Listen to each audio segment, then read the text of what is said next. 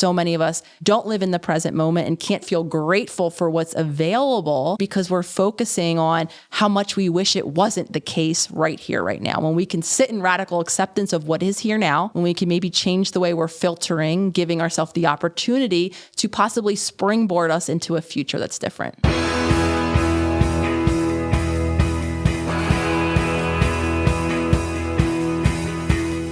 Welcome to The One You Feed. Hello, everyone. I am doing the intro this week instead of Christopher because this is a special episode of the One You Feed podcast. We've done these in the past, and what we do is talk to some of our favorite people about one single topic. And the topic we're going to explore in this episode is gratitude. For those of you in the States, you know it's Thanksgiving week, at least if you're listening to this right when it comes out. So gratitude is top of mind for many of us. But even more than that, this topic is really important because it is one of the most impactful practices that we can use to meaningfully improve the way we experience our lives. But very often we struggle to make it a regular practice. So why is that? And what can we do about it? And why should we try or even care? I'll explore these questions and more with our guests Martha Beck, AJ Jacobs, Dr. Nicole LePera, Susan Cain, and Cory Allen. I really hope you enjoy it. Now on to this special episode all about gratitude. Up first on the gratitude episode, from theholisticspsychologist.com, Dr. Nicole LePera. What does gratitude mean to you? I think the most simple definition that I like to offer for gratitude is acknowledgement of what is. Being, I think, fully present, and I'm being very intentional about adding this step in. I think a lot of times when we think of gratitude, it's right, feeling grateful, appreciative, or some version of appreciation for something we have, or receiving the appreciation from someone or something for some aspect of us. I think what is really important, in my opinion, to incorporate into the definition of gratitude is that presence around what is, not in judgment, not in criticism, around just the pure objectivity of what is present here and now. And the reason why I'm emphasizing that in particular is so many of us aren't living in the present moment. We're recycling past moments, past trauma that lives in our mind and body, and that is coloring our experience, our interpretation of what may or may not be present, or limitations that may or may not be here, right now. However, again, it's a remnant of our past. So grounding ourselves in the present moment objectively around what is, and then allowing us to expand into that feeling of appreciation, I think is how I operationally kind of talk about the embodiment of the practice of gratitude, which I believe is foundationally important in healing. So what are some of the practices for gratitude that you most recommend for people? I think there's a lot of different ways we can practice that acknowledgement. Just again, highlighting the first aspect of that, which is becoming conscious even to the present moment, to what is here available, what the reality of it is. And that happens when we activate our conscious awareness, when we tune into not the stories in our mind, not to rehashing things that happened weeks ago, years ago, not to worrying about tomorrow, where most of us spend our time, to be grounded and present to what is, to turning our focus onto our physical body, to extending it out into the external environment, seeing for ourselves things that are present here and now. That is how we become available into what is here and now. And then, of course, if we want to add in the appreciation, people have had success with journaling, listing things that we're grateful for. For me, even just acknowledging its presence can be so incredibly healing for all of us that are coloring the present moment with our past experiences, because so many of us are filtering out the reality of what's here based, again, because of those past filters that we've been applying. So that means becoming active, becoming present, maybe even verbally stating for ourselves or writing in the notebook things that are present in each given moment. And that can help us activate that feeling of appreciation, because appreciation can only happen if we're aware of something that is there. Well, that's interesting because normally gratitude, the way it is done, is very often not a present moment thing. I'm grateful for the coffee I had this morning. I'm grateful for the herons I saw land on the lake this afternoon. Where what you're saying is coming present. So is it your belief that if we were to be able to come to the present moment without the heavy conditioning of the past, without everything else, that in that contacting the present moment as it is, a feeling of gratitude would naturally emerge? I think a feeling of connection and presence with that moment emerges, the awareness of what is available. Because oftentimes when we want to practice gratitude, typically it's because we're so focused on what's not present, what we don't yet have, what we want to be the case. Right. And when we can become present to what is here, I think we can open up our filter and see all of the different maybe needs that we do have consistently, or at least in this moment being met, the space that we actually are, choosing to inhabit in this moment. I think that we most often do have available something, right, that is actionable, right? Some need that has safety, or we even have a house, a roof over our head, right? These are small things that I think aren't small and that we so typically overlook because we've become so familiar with those being part of our present existence. Yet we diminish, and instead of focusing on what we have here, we tend to highlight what isn't yet here. Yeah, I've been doing a lot of reading about the psychological research on gratitude, and it's clear that one of its really salient features is the ability to almost counteract hedonic adaptation, right? The adaptation meaning we just take for granted what we're used to, and gratitude being a way of actually not taking things for granted, of being a way of connecting the fact that what would it be like if this thing wasn't here? Okay, now I can get back to appreciating what I already do have, which really does seem to be one of the keys to a happy life, is to appreciate what we have, spend more energy there than on what we don't have. Right. When we free up the energy of focusing on what's not yet present, we're actually then conserving the energy to create change in that direction should we choose. So many of us expend so much energy. When we were recording the previous podcast, we were talking a little bit about autopilot and how that actually conserves caloric energy for our brain, how we do prefer to just cruise into that familiar, accepting things just as they are without thinking about them, because physiologically, actually, there's a benefit of doing that in terms of the caloric intake, with my brain already needing the most of it. So again, it allows us to be present, to see the things that we've become unconscious to, as a way to oftentimes conserve energy. And when we have that then energy back, not spinning around, wishing, hoping, now we can use that energy to being grounded in the present and to actually creating the steps in that direction. So what do you do in your own life? Do you consciously practice gratitude in any sort of consistent way, or is it just become part of your orientation? For you, how does it operationalize? So 2 ways. I think my most consistent practice of gratitude is staying really grounded and connected to the present moment, coming to the awareness of how disconnected I had spent the large majority of my life. That is a daily habit and practice, always checking into where's my attention, always pulling it back, always being observant of what is here, what is now. I think that's kind of the most number one foundational aspect of gratitude that I integrate into my day to day. And then there's a more kind of acute moment by moment.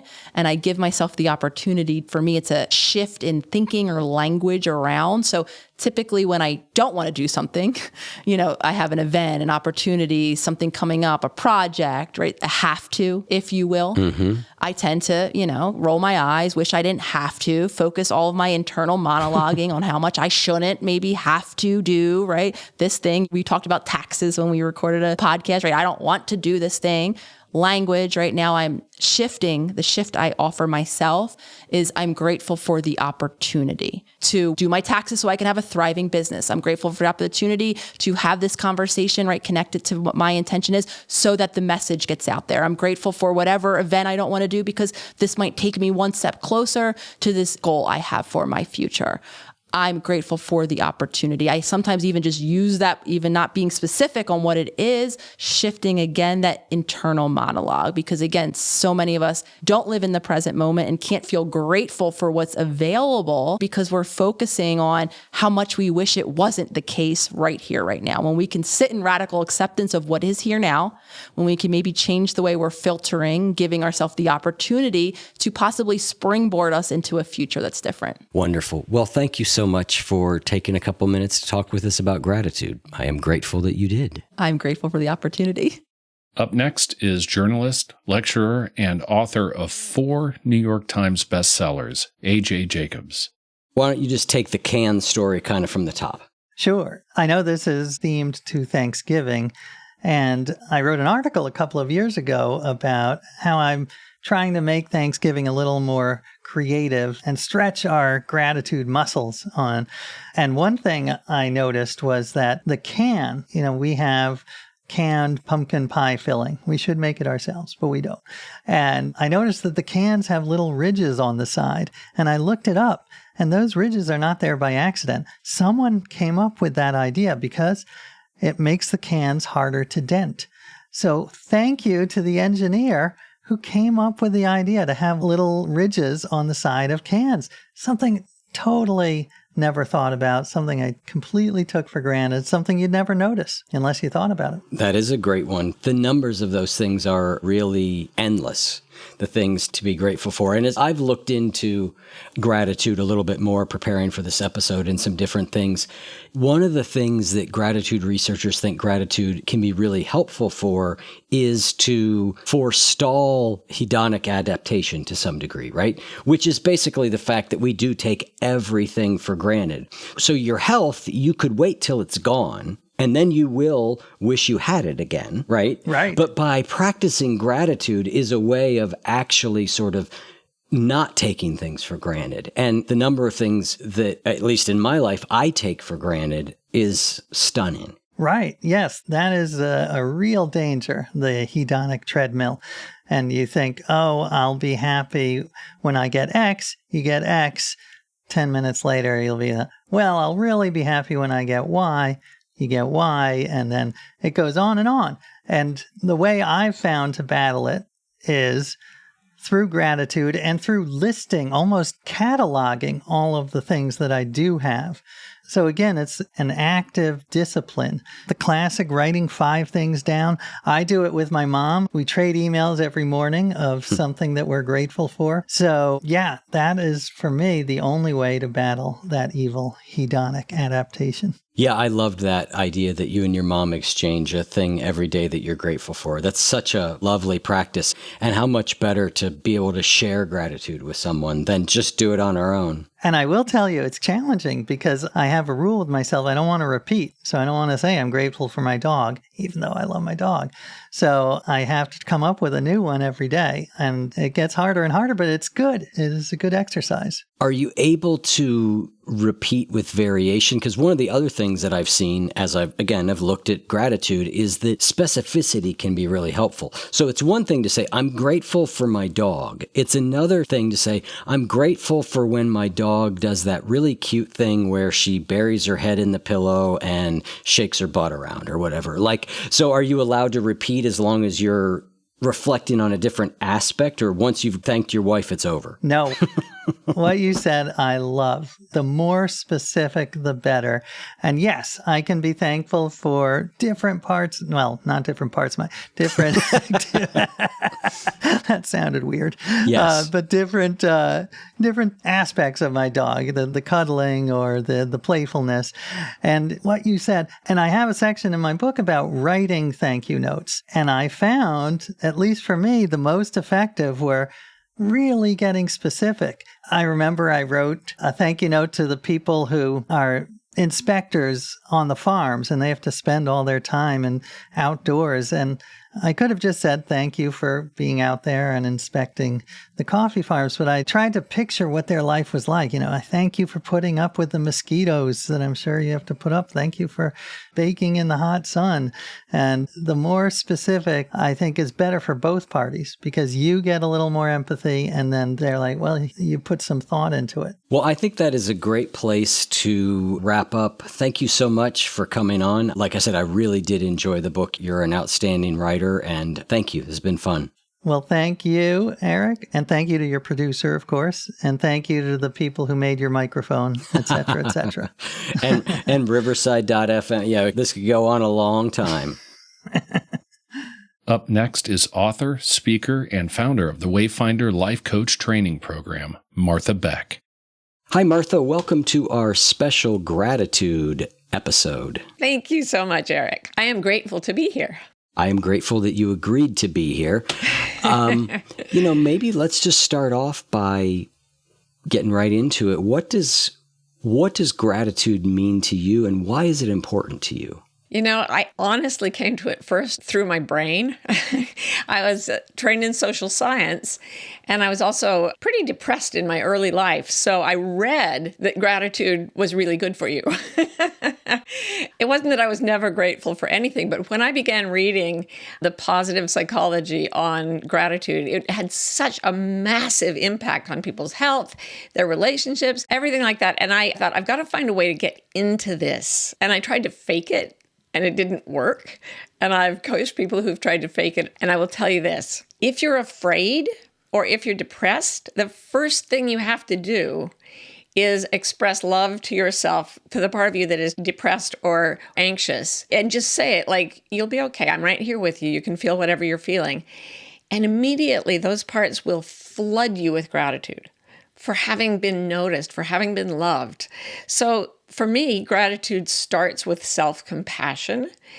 And if you're having trouble or if you're forcing it, it doesn't work. But if you love the parts of you that aren't feeling grateful, they are so grateful to be loved that it will fill you up. Yeah, you wrote somewhere that it's not just the appreciation that we feel that makes gratitude good, but it's the release of all other thoughts and feelings, right? So it's, in essence, when we move into a grateful feeling by the nature of the thing itself, other things have to fall away. Yeah. So it strikes me that that is one of the real problems with gratitude practice. At least for me, it does get dry sometimes, where I'm like sort of going through the motions.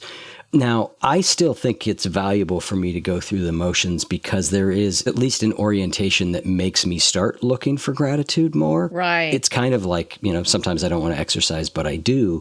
But at the same time, just rotely writing down 3 things you're grateful for day after day after day with no feeling isn't really going to give us what we want. And I think for a lot of people, that's why the practice ends. Because it's doing it that way isn't really giving us the enormous benefits that we can get from gratitude. Right. And I tried it the same way you're describing, just writing it down by rote and not getting there with the genuine sensation of it.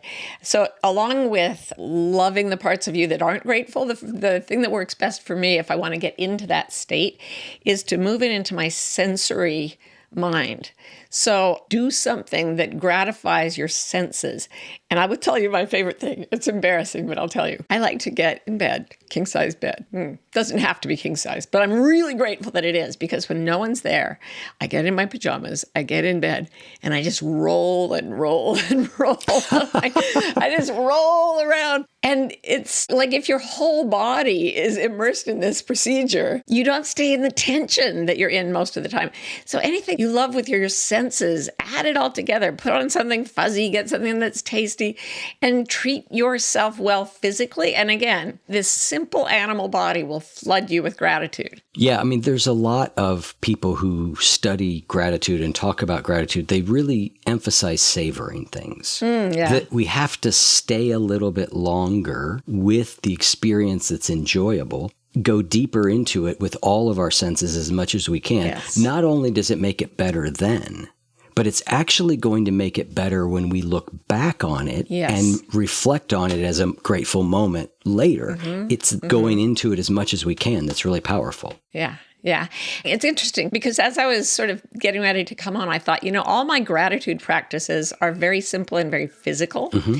And I remember being in Africa on safari and being very close to these wild animals, which I love, and being so excited and trying to grasp the experience, right? Instead of being grateful, I was actually anxious that it was about to end. And when I take other people, they get the same way. Oh, it's going to end. And the way I tell people to come down from that is to start doing really, really long exhales. Because that's something a fleeing animal never does. And so it brings the brain down. It takes it out of fight or flight, which is that grasping feeling. And I just tell them just breathe and breathe and breathe. And when I breathe consciously, it is like that experience with that animal lives inside me all the time. And it's and the same thing with a child or with a wonderful experience of any kind. breathe into it, breathe it in, and then breathe all the way out. I think it actually does something in the brain where it codes it in there more deeply. That's really interesting. Yeah, I have really had to work with myself over the years. 2 days into a vacation, I start counting how many days I have left and dreading it, and I've really had to learn to be like, all right, let's not ruin this whole vacation by worrying that it's going to end. In those circumstances, it really is good to say, what is here that I can taste, touch, hear, smell, feel with my skin, and then just really, really focus on that. So yeah, anything that takes you to the right side of your brain, which is breathing, sensory experience, comfort, love, all of those things will allow gratitude to emerge naturally and stay longer. Yeah, another practice that you write about is something you were trying out for a while called the 3-to-1 gratitude practice. Can you share a little bit about that? I think I'm so grateful that you read that, because I probably wrote it during an all-nighter that I've forgotten about. But what I would guess I said is that every time I have an experience that is unpleasant, and I'm thinking, why did that happen? I switch and think of 3 things that have happened that are good, sometimes connected to the same event, sometimes that just happen unrelated to that in the same day. But it takes those 3 things, because we have a negativity bias in our brains that has evolved there. We actually have to push a little harder to get into the positive side of our emotions than into the negative. We slide into the negative. We sort of have to bring ourselves back to the positive. So that's why I do 3 appreciation and gratitude moments for every moment that I'm being obnoxious and ungrateful. I think that's a great practice. It makes me think of the researcher on couples, John Gottman, who's done so much research, and he came up with a ratio of positive to negative.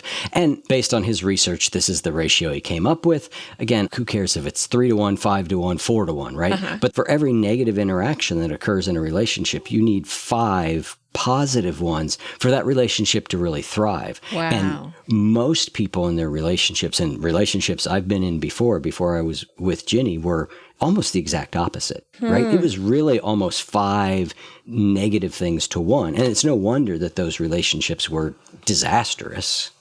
Or maybe they were disastrous already and you had less to be grateful for. Who can tell? Who can tell? Yeah, absolutely. That's so interesting, because I've noticed in our family, maybe because of my son who has Down syndrome, there is more thank you being said in our house than I ever remember in any other house that I've been in. Like, thank you for picking up my fork off the floor. Thank you for, oh my gosh, you were so amazing. Like, everything gets thanked out loud. Yeah. And I think it got even more during the pandemic. There's such an intense circle of thank yous in our little hideaway from the pandemic that it kind of almost created this vortex of gratitude. Yeah. And I don't know, I actually felt strange feeling so grateful at a time when so many people were having a rough time. And then I would just be so much more grateful that that was happening. Yeah, that's a rabbit hole we do not have time to go down. But boy, is it an important one. Us two here with Ginny and I, it's just a very conscious, thanking for kind of all sorts of things, just being appreciative of what the other person brings to the relationship, what the other person does around the house. When I taught at Omega last weekend, it won't be last weekend for listeners, one of the new spiritual habits we unveiled was gratitude. And I read a study that said division of labor among couples is obviously important, right? Who does what?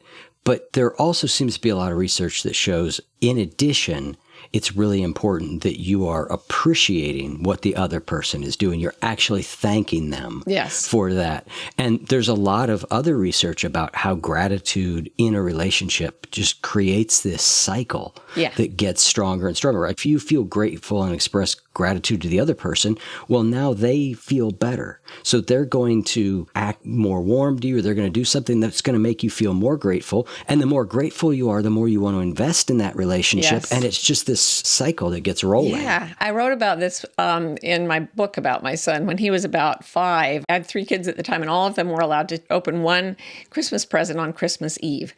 And my girls opened their presents, and they were like, oh, that's nice. It's not quite what I wanted, but it'll do.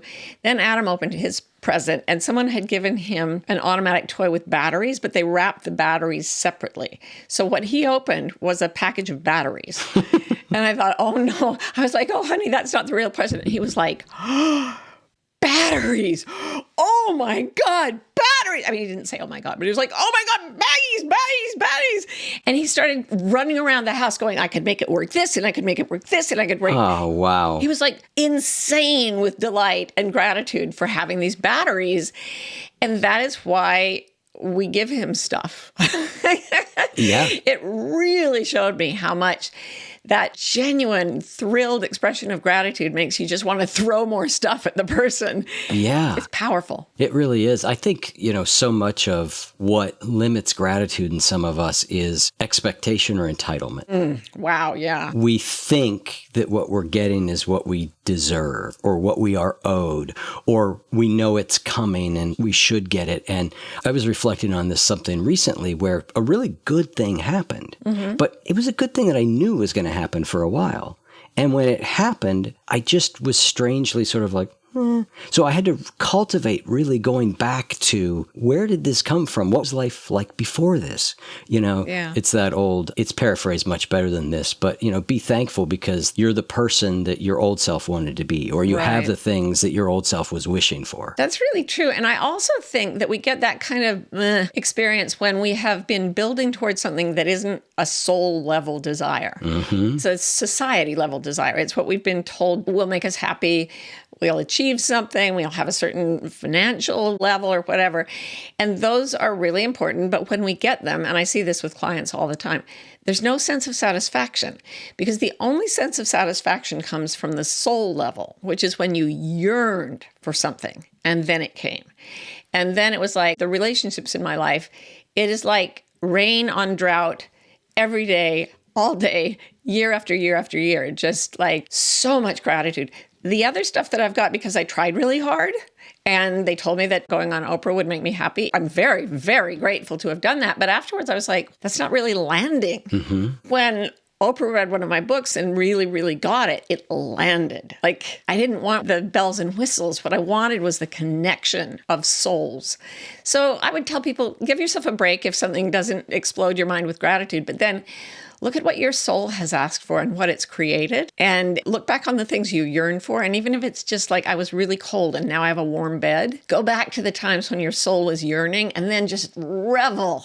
I call it time travel. Go back to the one who was yearning for this thing. Yes. And just roll around a warm bed and just say, oh, thank God, I'm not still stuck on that broken ski lift or whatever it was. And that kind of time travel and the yearning of the soul, those are two things that really make my gratitude practice sort of sharper. Well, I think that's a beautiful place to wrap up because we are back to rolling around in a big bed where we started, kind of. So, Eric, I'm going to take that recording of you saying that and I'm going to play it for everyone and they can just make their own conclusions. They were rolling around in a big bed where we started. Me and Eric Zimmer. You betcha. There's some gratitude coming at ya. Thank you, Martha. Thank you so much, Eric. Are you feeling stressed about the holidays? The pressure to make everything perfect? The tricky family gatherings, trying to keep everybody happy? And for some of you, it's the opposite. It's the feeling of being alone. Either way, it's a lot. So if you're feeling overwhelmed, know that many others feel the same way. But this year can be different. Join me and the One You Feed community for a free online event on December 10th at 12 p.m. Eastern. You'll learn a simple, wise habit that can help you let go of holiday stress and find more peace, steadiness, and real connection. Picture yourself getting through this season feeling grounded, present, and clear without all the pressure to be perfect. Give yourself this free gift of support, learning, and genuine connection with others who get it. Sign up now at oneyoufeed.net/holiday. If you're unable to attend live, we'll be sending the video to people who have registered. So go to oneyoufeed.net/holiday and change the way you experience the holidays. Number 4 on our gratitude episode is speaker and author of many books, such as Quiet Power and Bittersweet, Susan Cain. Hi, Susan. It's so nice to talk with you again. Hey, Eric. So good to be back here with you. I've been enjoying our correspondence in between interviews about Leonard Cohen. That's always nice to get your emails. Yes, me too. And I'm so happy to talk to you again so soon after we did the first time. You know, your episode was definitely one of my favorites over the last couple years. So If listeners, you haven't heard it, I highly recommend it, as well as her book, Bittersweet. But we're here to talk about gratitude. So I guess let's just start off. When I sort of bring up the topic of gratitude, what comes to mind for you kind of right off the bat? You know what comes to mind is my grandmother, when I was a little kid. She really loved going to the botanical gardens. Like, she had spent most of her life living in cinder block housing where there weren't many flowers around. And she loved flowers and trees. And she would go, I think it was the Brooklyn Botanical Garden. I'm not sure which one it was, but, I got carted along when I was a kid. And I just remember her saying, it's so beautiful. It's so beautiful. And at the time I was a little kid and I was like, it's just some flowers. It's kind of boring. They're just sitting here. But I think of her all the time now because I kind of feel the same way. Like, I'm just constantly exclaiming to my kids over how beautiful this thing or that thing is. I find every time you stop to exclaim over it or just silently savor it and appreciate it, it lifts you up. Yeah. And it's also just true. It's also just like stating a truth of like, oh my gosh, here's a daily miracle. There's another daily miracle. They're all over the place. You mentioned the word savoring, which is definitely a key part of gratitude. As I've done research on gratitude, I created a new program for our Omega workshop around gratitude. And it's certainly that idea of really being able to notice what's around you and try and savor it and appreciate it is really good for gratitude, not just in that moment, but also for our ability to look back on things and be grateful because we've made them more real and present. And thus our recollection of them later is also more real and present. Yeah, I think that's right. And one of the insights that I really came to when I was researching the whole Bittersweet book is about the extent to which we as modern people who are scientifically inclined tend to kind of like break down the things around us by understanding what their causes are, or, that they're composed of atoms and molecules and like that, which is wondrous and fascinating in and of itself. But the problem that we have is I don't think we're aware in the way people hundreds of years ago were of just how constantly we're surrounded by the miraculous. And I don't mean the miraculous in a supernatural kind of way. I just mean in the like, can you freaking believe that this thing exists? Exactly. One of the guys who wrote a lot about and studied a lot about gratitude is named Robert Emmons. And he has a quote, I'm not going to get it exact, but it's something along the lines of seeing with grateful eyes requires that we see the web of interconnection in which we alternate between being givers and receivers. When I think about the miraculous, I think about that web of interconnection, how everything is connected to and caused by something else. And in a very literal sense, the entire universe had to happen in the way it happened to get me to this beautiful moment right here. That is such a deep mystery and such a deep beauty. Yeah, it really is. It really is. And then at the same time, whenever I hear about or talk about the idea of gratitude, I always feel like there's an untruthfulness to the discussion unless we can also make space for the fact that there are aspects of existence for which we really do have no reason to be grateful, just like horrors and malevolence and all kinds of things that are also part of existence. And that, I don't know, I mean, maybe somebody else would say we should feel grateful for all of it. I don't feel that way. I don't think it's true. I don't think we can or really even should feel grateful for those things. I more just think what's really helpful is to understand that existence encompasses, the beautiful miracles and then the horrors and the sufferings. And that's how it is. Take it all in, accept it, and turn in the direction of the beauty and feel grateful for that. I find that a much more manageable way of living than the direction I feel we're often told to go in, which is just like, only feel gratitude and don't notice the rest of it. I couldn't agree more. I mean, I think gratitude should not be a way of escaping the realities of our lives or the difficulties in our lives or the things that need to change. Like if you're in an abusive relationship, you don't want to be grateful. Find the good things about your abuser and be grateful for them. You want to get out. Yeah. A lot of things in life we can't get out of, a lot of the type of horrors that you're describing. So I think we do need to take in the whole human condition. And it's interesting, however, to see certain people like Elie Wiesel, I think I'm saying that correctly, talk about how gratitude was really an important part of him surviving surviving, he was in concentration camps, and he also writes deeply about the horror and how terrible it was, right? And so he really shows both of those things. These can both be true. There are things in life we can be grateful for, and there are things in life that we can be suffering through. And both those things can be accurate at the same time, or true at the same time. That, I think, is the key thing, to understand they can both be true at the same time. And to embrace one doesn't mean to deny the existence of the other. And I think that's something that we can really live with, because it's telling the truth. There's this quote from the musician Glenn Gould that I came across the other day, where he talks about, I don't have the exact words in front of me, but it's something like, the purpose of art is not for the momentary spurt of adrenaline that a beautiful artwork gives you. It's rather that it leads you in the direction of kind of like the slow accumulation of wonder and serenity in your life. Oh, that's beautiful. Yeah. And it's so true.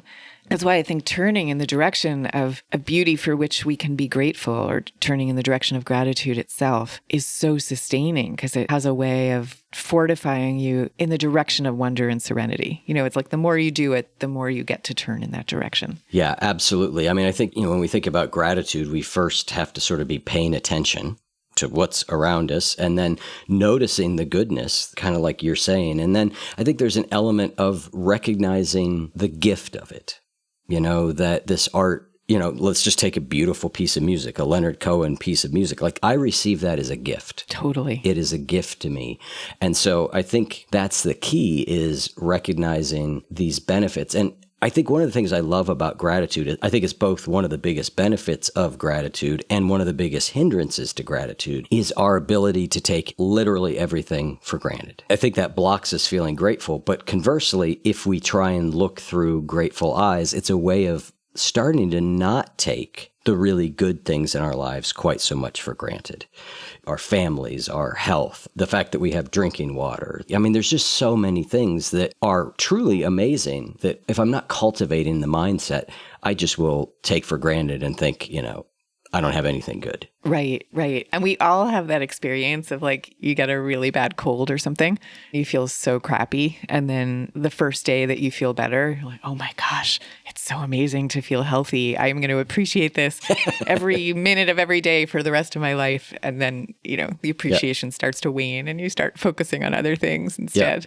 Yep. 6 minutes later, you've got a complaint. I mean, I know it's so funny. I think about that when I'm in pain. When I'm in pain, the only thing I want is that pain to go away. And it is a deep desire. Like, if it's really bad, it blocks everything out. And like you said, I just think, well, if it would just go away, I will be content. And it goes away. And I'm like, well, I have to cultivate appreciation that it's not there. Otherwise, our tendency towards adaptation and our tendency to notice what's negative around us kind of overwhelms those basic things. Yeah.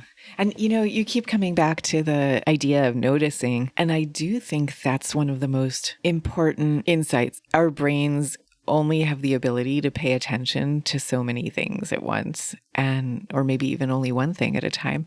And we have some ability to direct our attention in the direction of our choosing. And you can choose to direct your attention towards the things that are a bummer, or you can choose to direct it towards the things for which you're grateful. And I think this is especially true in our relationships with other people, because we're all so incredibly flawed that if we want to, we could easily find the flaws in everyone we encounter and dwell on those. Or you can find the miracles in each other's personalities, or just the things we enjoy, and focus on those. And that's a choice we can make at every moment. Absolutely. And I don't know who said this quote. I get leery anymore of attributing anything to anyone, because it's just every time I turn around, it's like, nope, he never said that. She never said that.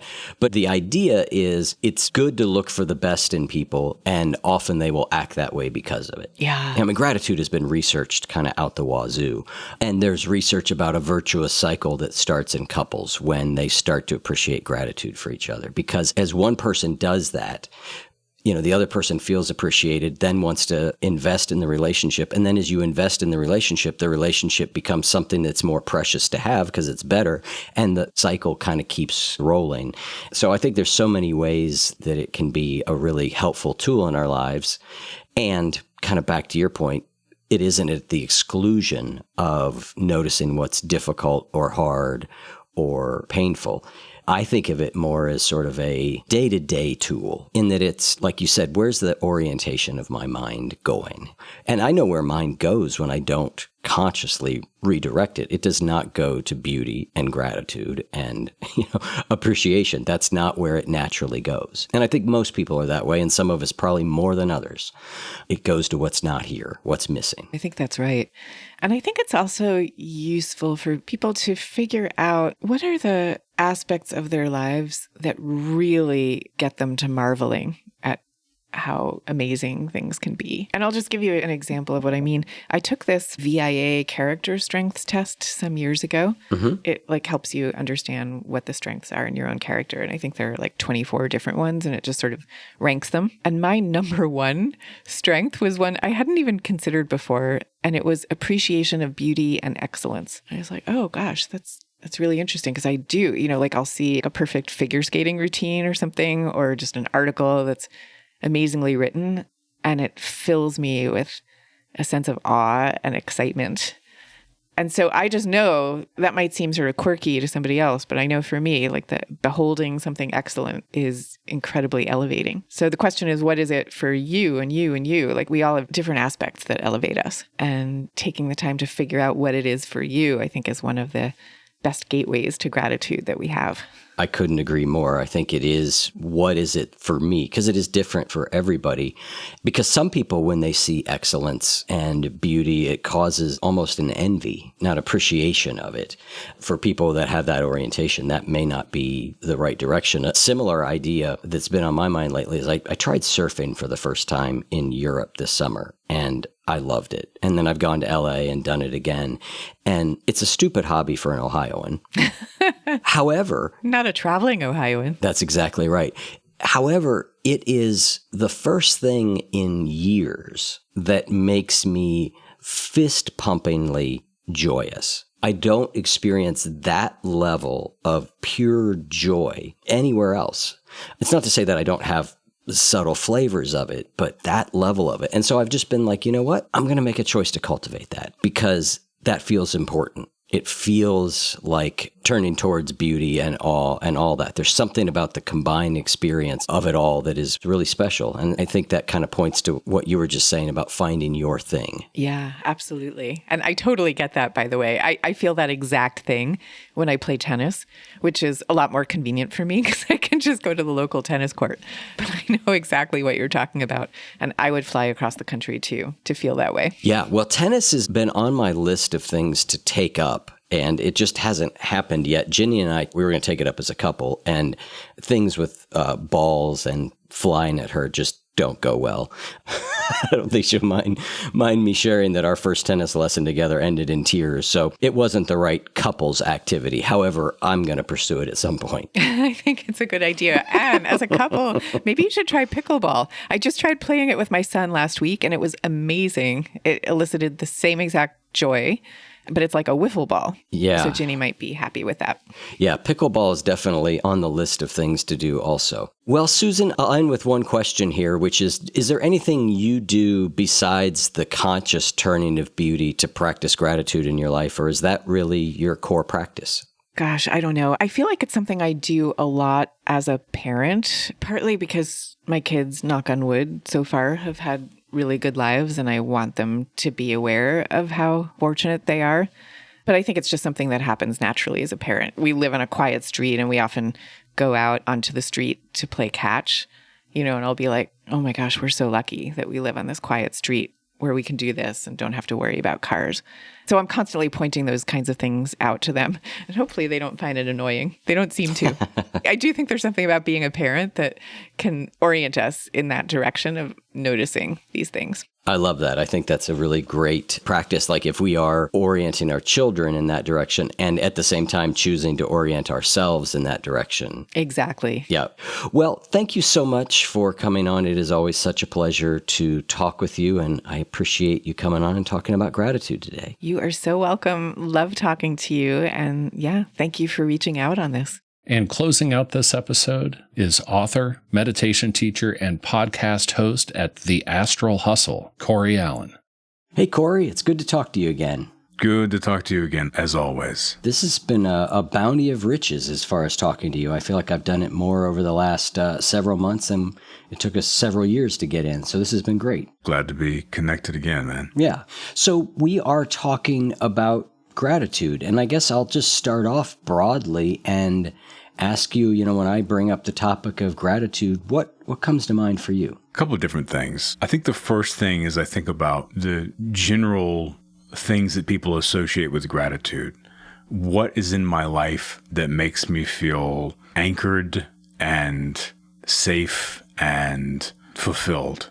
Those things are relationships, my career, the things I'm able to do and share with people, and just the general systems that I have in my life that are really meaningful to me. And then, of course, there's just the abundance of modern living that I'm really grateful for. As far as, I live in Austin, Texas. And so it's so easy to get numb to, like, the ways that we live, of like what's available to us, as far as, things like clean drinking water, even stuff like that, where it's like sometimes I just stop and remember that as easy it is to forget that that's a real luxury.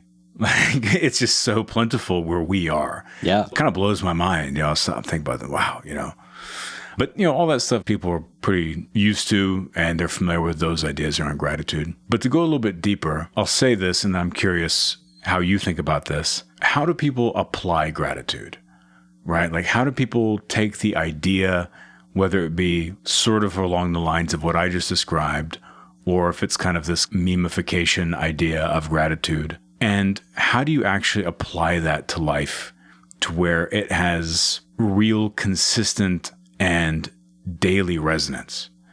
Because most people think about gratitude, I ascertain from observing the internet, is people look at gratitude, or the way it's talked about, as some type of solution. So it's like, oh, I'm feeling down today. Well, remember all of the good things in your life, or I'm like in this crazy challenge right now and things feel really difficult.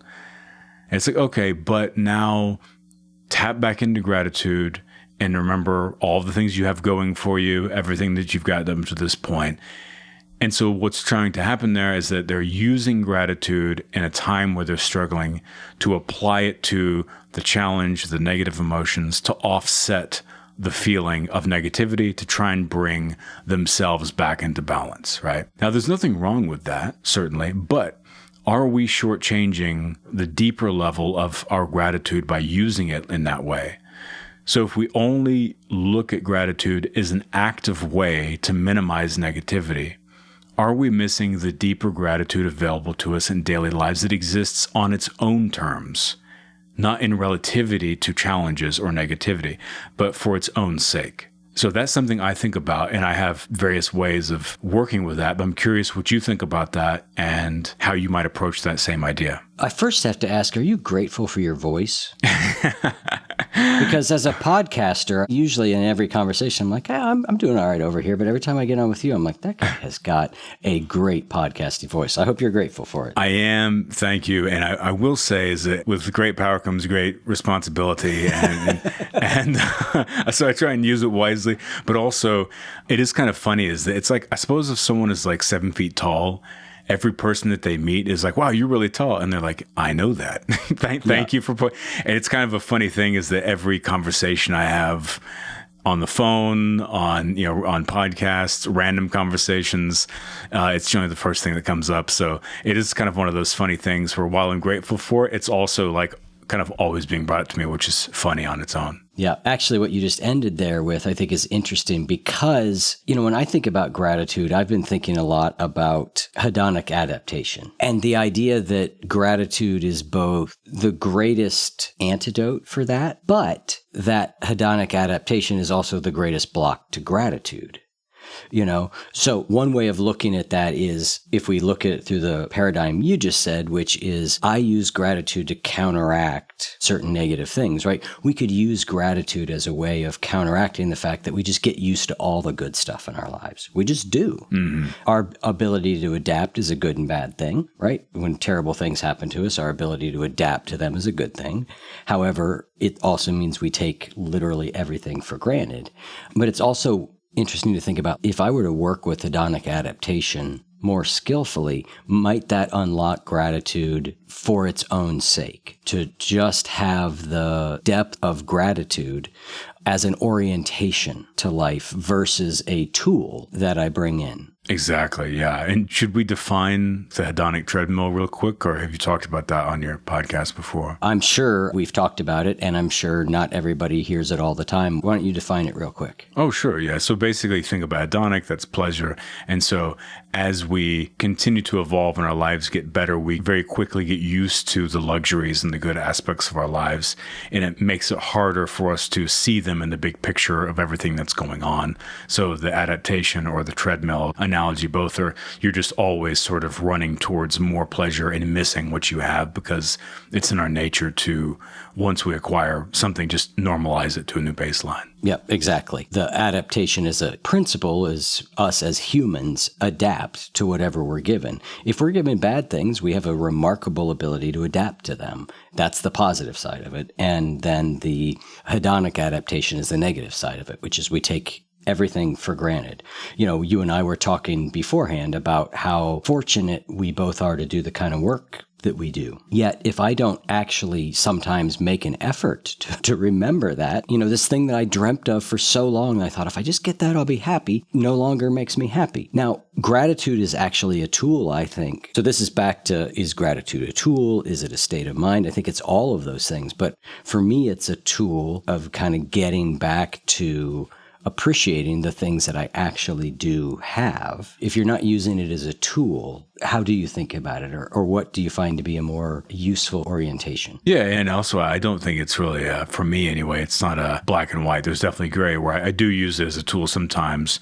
But as far as trying to look at a deeper relationship with it, I really apply it through the abundance of presence. So just being aware of being aware and really melting into the present moment with everything that you're experiencing and getting to that root level of, oh, right, I am a aware agent of consciousness flowing through time in the middle of outer space. And I know that I'm a wave of consciousness in a meat spacesuit. This is unreal. Right? This is so crazy and fun.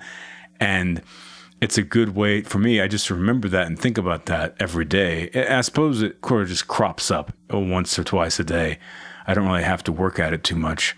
But I think about it and it just really grounds me. And it does pull me back to that original mind place that you were talking about of like, whoa. Like think about everything that like I've experienced in life, you know, good and bad, the circumstances and like the infinite self-organizing possibility of all that could be. And this is the meat taxi that my brain is and mind is taking a ride in, you know, like this is crazy. And then of course, as I said, it always gets meta where I think the fact that I can think about this and I'm aware that I'm thinking about this is unreal. And to me, that like kind of zooming out and zooming in simultaneously, it's a way to get the big picture and the granular picture at the same time. And then that's whenever, you know, you can get into that state of the classic thing of washing the dishes and feeling, you know, it's an incredible experience because you're actually there for it. You're not somewhere else. You're actually really tuned into just how brilliant it is to even be aware of the fact that you're aware. Yeah, there's 3 aspects of gratitude I've been thinking about. For gratitude, I think to find its full expression, all 3 of these things have to be happening. And one is we have to be paying close attention. Yes. It doesn't really work if we're not. And then the next is to notice the goodness that is there, right? You know, from your perspective here, the goodness is just the wonder of what is this? You know, what is this? And then the last is sort of recognizing it as a gift, right? Recognizing like, I am not the creator of any of this. Like, I couldn't have made all this happen on my own. So again, who the giver is, we don't need to get lost on that if you want to. But to me, that's not what's important. What's important is I wasn't the source of it. Kind of what you were just describing, you sort of summarized all 3 of those things, right? This deep attention to the present moment, this recognizing that indeed it is good just to be. And that the fact that I am is a gift of sorts in that I didn't create it. I can barely create a podcast, let alone, this multiverse we live in. Well, I mean, don't shortchange yourself, Eric. I think that you are the creator of all things and the universe. I think you are an omnipotent being. I don't know, like another important part of it is not getting real heavy-handed with it. Yeah. Because it's easy for a person to get in there and be kind of feeling like they need to play the role of what we're talking about to like feel what we're talking about. But it's a lot more light than that, because I feel like whenever this type of conversation crops up, there's a potential for a listener to try and put on that outfit a little bit and wear it in their own lives. And the reason it works is because it's light. It's not a like, I'm going to sit down and like really curl my brow and like get deep into this, emotional thing. It's like, no, just like lighten up, let go. Just feel that you're here and like notice how amazing it is. And then you're good. Yep. And is that enough for you, or do you find that it actually helps to, in some way, consciously cultivate gratitude? Or do you find it comes simply by being present? To me, it comes by being present, but also my mind is very curious and extrapolating at the same time. And so I'm always peeling back and thinking about those things and expanding. I will say that I think a real benefit to practicing gratitude for gratitude's sake and just getting into that baseline energy of like, all right, like whatever, there's always ups and downs. Things suck, then they're awesome, then they suck again, then they're awesome. That's just the way that life goes. And you can mitigate some unnecessary suffering by being active. But okay, there it is. It's cool that we're here. This is fun. This is beautiful.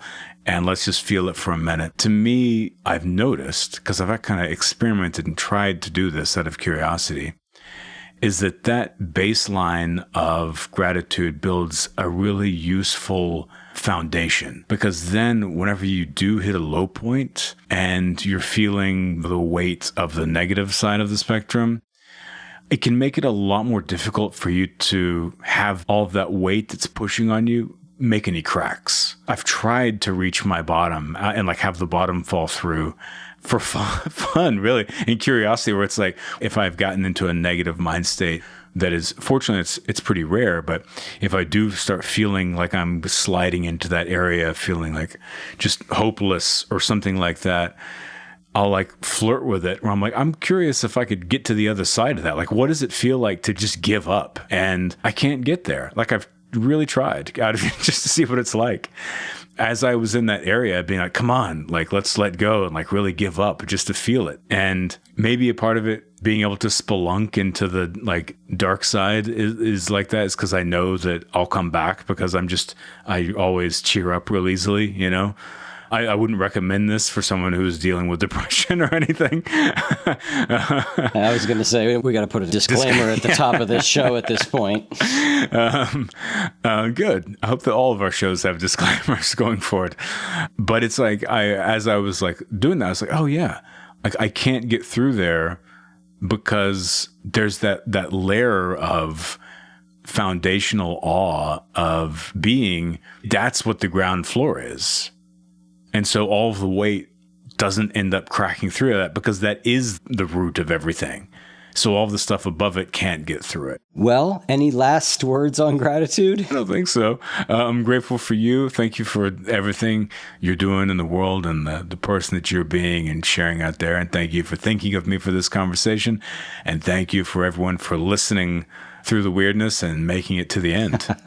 All right. Thanks, Cory. Thank you.